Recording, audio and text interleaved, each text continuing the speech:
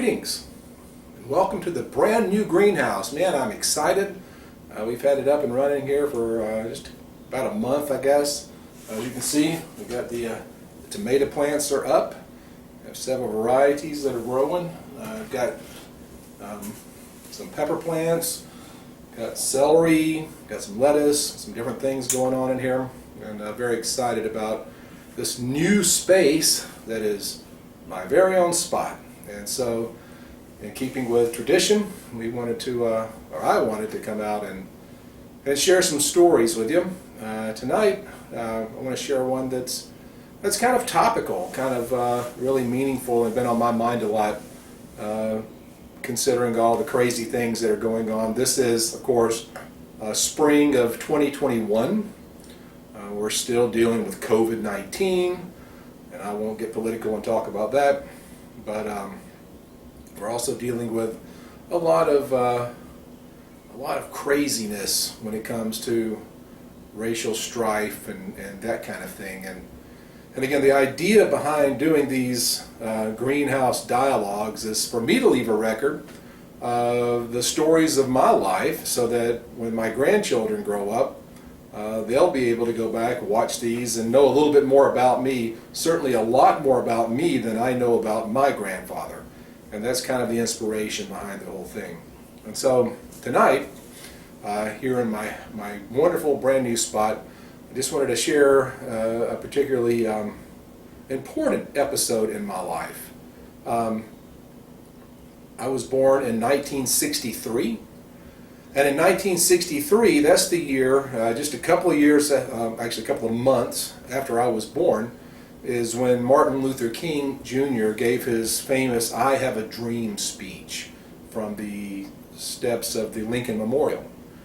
That was 63, so fast forward about 6 years, and I'm starting school, 1969. In September of 1969, I went to school for the first time, and I was in the first grade class at Compton Elementary School in Powder Springs, Georgia. It was a brand new school. It first opened up, and so I was one of the very first graders to go into that school.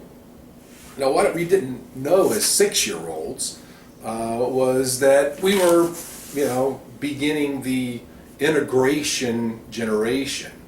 I mean, I remember growing up and hearing about busing and things like that on the news, but I had no idea of what it meant. All I knew is when I went to my first day of first grade in Miss Lovejoy's class at Compton Elementary School, September of 1969, there were some black kids in my class. And I'd had very little interaction with black people to that point. We had had a couple of housekeepers who had been in my life, a couple of very nice ladies who had, been around and come in and out. But I didn't ever really have any interaction with them. And so I'll never forget that day, first day of school, my very first day of school, 1969. I showed up. And of course, my mom, being my mom, decided that I needed to look good. And so here I am, this little chubby white kid with a crew cut and a white shirt and a black clip-on tie. I mean, if she just wanted me to get beat up, she had figured out a way to make that happen. And so I get to school, and back then, we had what they called recess. Recess. That means that the teachers would come out, they would let the kids go out and play for about half an hour.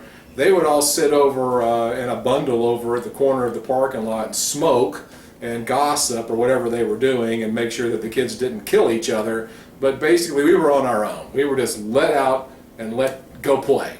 And first day of first grade. Now, I'm kind of an introvert. I've always been that way. I was an explorer at heart, and I just wanted to go out and explore this brand new space, this playground that I was suddenly turned loose on. And so I'm out just checking things out. I mean, there's the swing sets are there, and the seesaws and the monkey bars. That's right. We had monkey bars. They didn't care if we died or not. We got to play on those. We even had this cool plastic dinosaur that we could climb on and play on. And the the playground at Compton is still this way. There's the one main level, and then there's this hill, and then there's another level that goes down, and that's where the baseball diamond and we played football and soccer and kind of things down on this other big field down on the bottom. And then on the hill, of course, as kids, we just loved to play on the hill. So I'll never forget that first day when I went in to first grade. We got let go for recess, and I'm out playing and exploring, and I'm down there by the hill, and this little kid named John showed up, and he came up, and his little black kid, and I had no real context. I'd never played with black kids before. They didn't live in my neighborhood and didn't go to my church, and I never met one.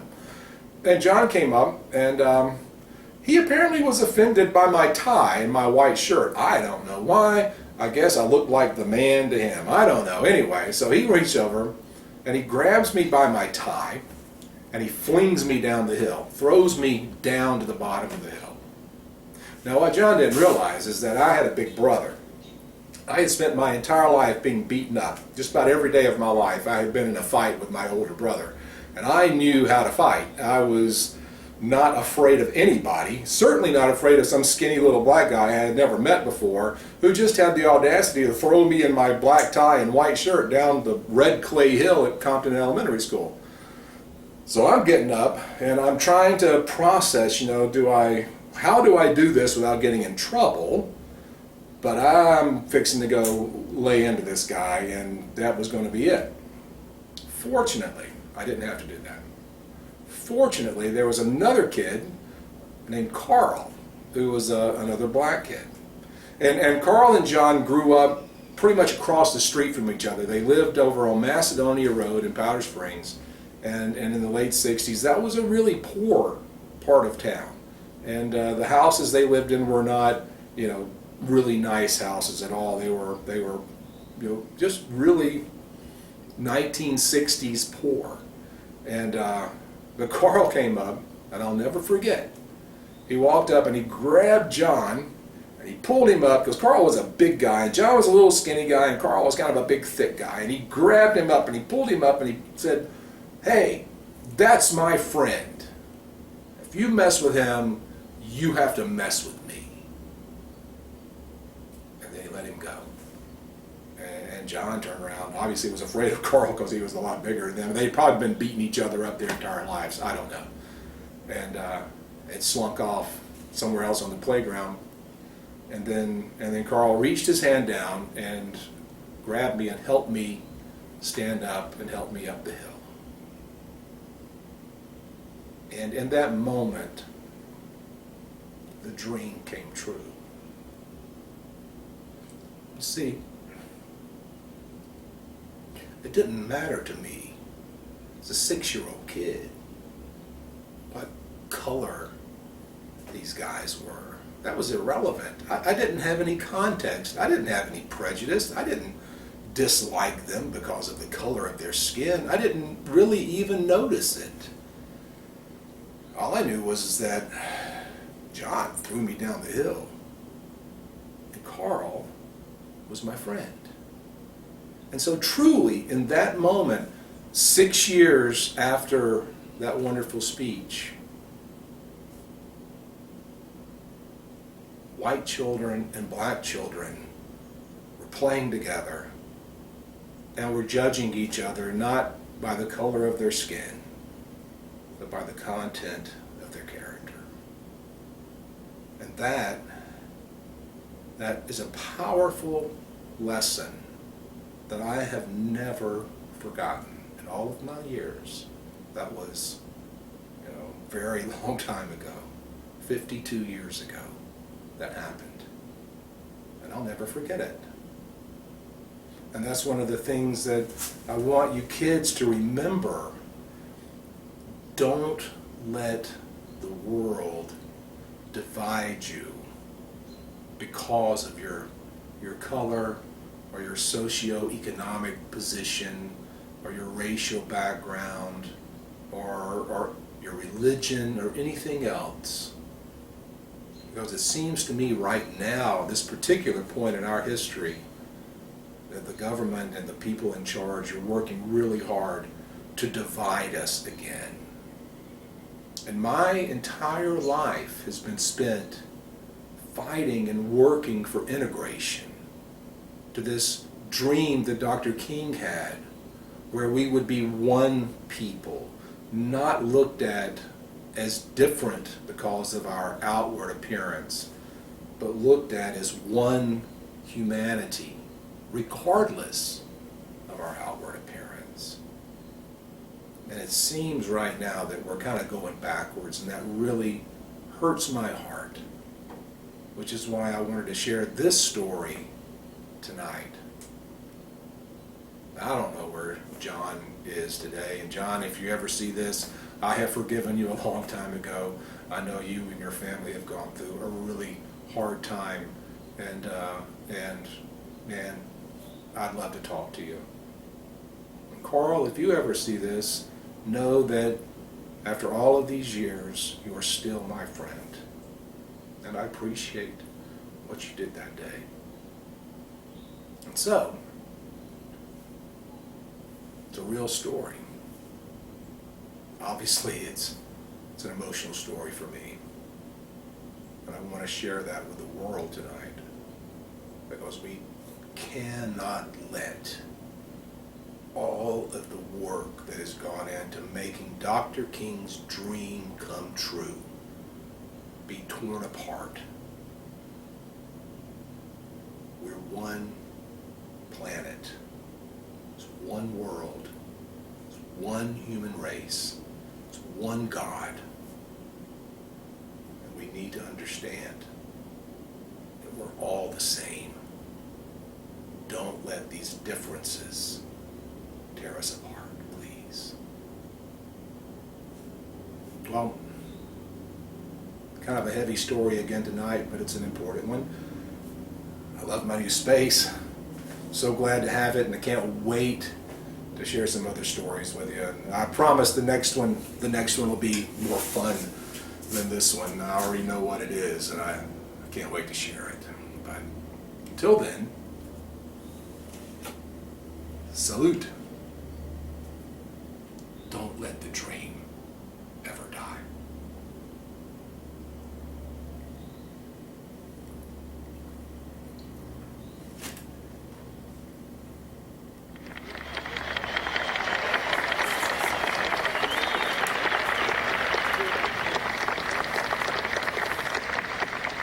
So even though we face the difficulties of today and tomorrow, I still have a dream. It is a dream deeply rooted in the American dream. I have a dream that one day this nation will rise up and live out the true meaning of its creed. We hold these truths to be self-evident, that all men are created equal.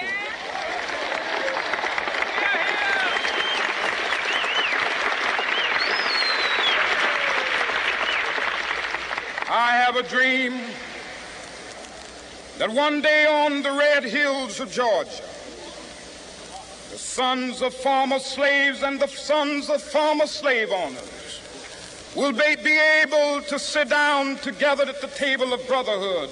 I have a dream that one day,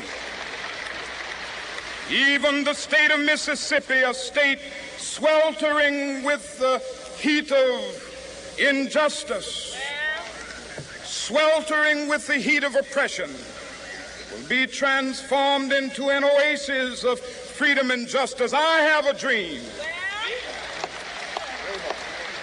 that my 4 little children will one day live in a nation where they will not be judged by the color of their skin, but by the content of their character. I have a dream today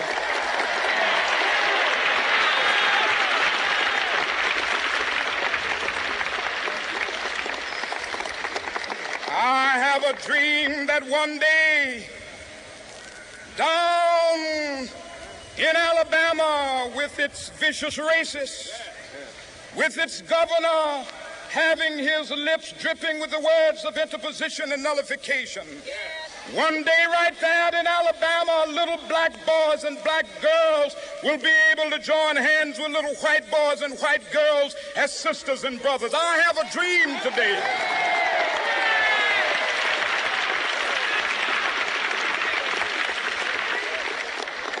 I have a dream that one day every valley shall be exalted, and every hill and mountain shall be made low. The rough places will be made plain, and the crooked places will be made straight. And the glory of the Lord shall be revealed, and all flesh shall see it together.